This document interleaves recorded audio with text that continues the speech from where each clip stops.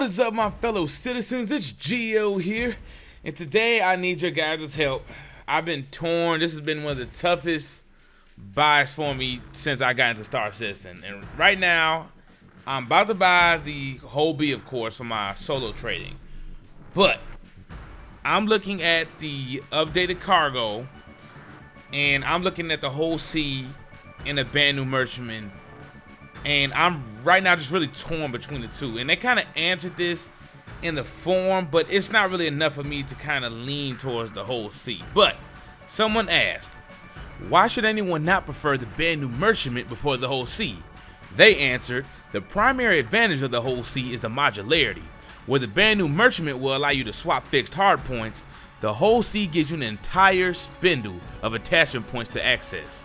The whole C is also intended to be more common and less expensive than the merchantman.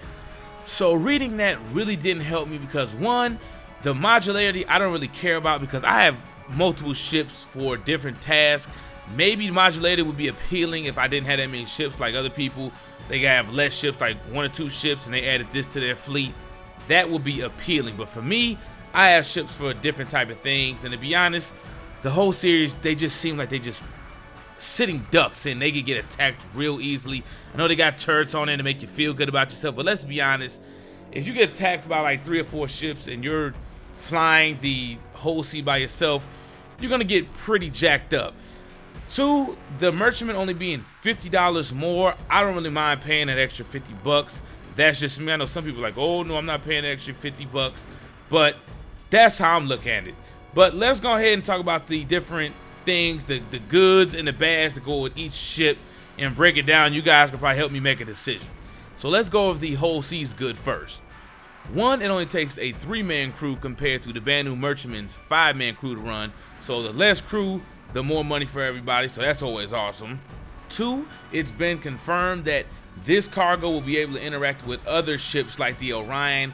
If they're doing some mining, they could switch out and put it on your ship and you give them an empty one, that type of deal going on. So I'm very excited about that because I was talking about that in my whole series video and I was hoping that was true, and it is.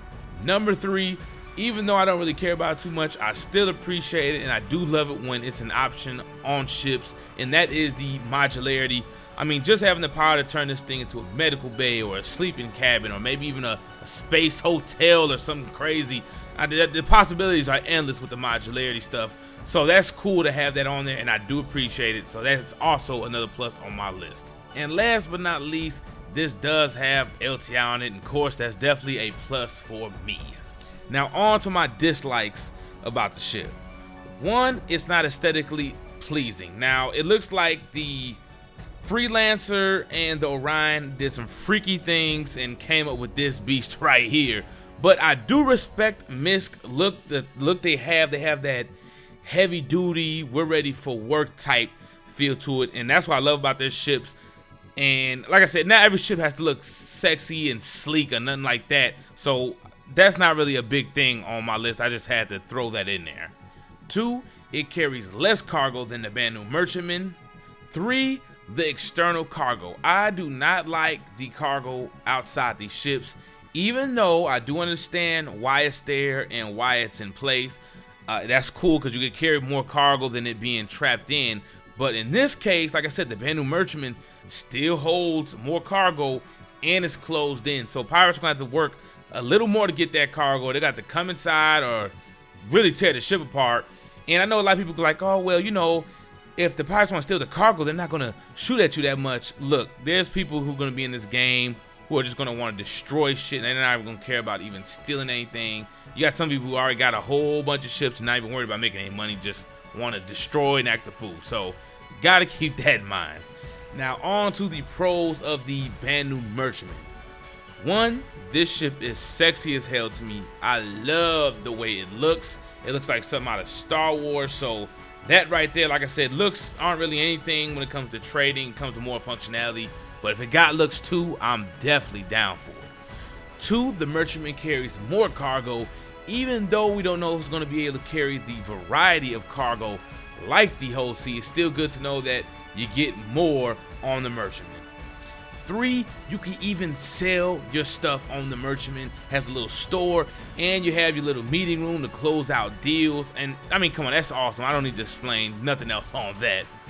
And 4, I'm just gonna add all these together because it goes with the ship, but it has more armor, more speed, and more firepower than the whole C. So that kind of justifies the extra $50 that you will be spending on this awesome ship. And to be honest, I think pirates would think twice about attacking this ship than a whole C. I think a whole C is more of a sitting target, and this thing is more of a blockade runner. So people will think twice about attacking this behemoth. Now the cons to the ship: 1, we don't know if we're going to be able to have a variety of cargo like the whole C. We just don't know yet. 2, it doesn't have LTI. That's over with, so that's unfortunate, and I love my LTI. 3, this one doesn't really bother me that much, but I might as well throw it in there. It is $50 more. Now keep in mind, that's just my process personally about what I'm thinking about with these ships and trying to make a decision. And another thing is, I have to factor in there, I'm gonna have to melt my retaliator in order to get the whole ships. I'm gonna get a B and a C, and that is gonna hurt me because it's gonna be my first ship I melt, and it is one of my favorite ships, and that all is gonna hurt me so bad. But that's the only choice I really have, because that's the only LTI ship that's not LTI. I have that, my M50, and my Avenger. The rest of my ships are LTI. And right now, I would just buy the ship. I don't have the money right now. Got to pay the bill, so it's going to have to come down to a melt. It's going to be a tight decision. I don't know what I'm going to do, but I need you guys' input. Now, please leave input nicely and don't have a asshat piss fight with each other. Let's keep it nice, please, because that doesn't help me. People arguing back and forth with no just bullshit points. So keep that in mind, guys. You guys have a blessed day. And one more thing: Star Citizen for life.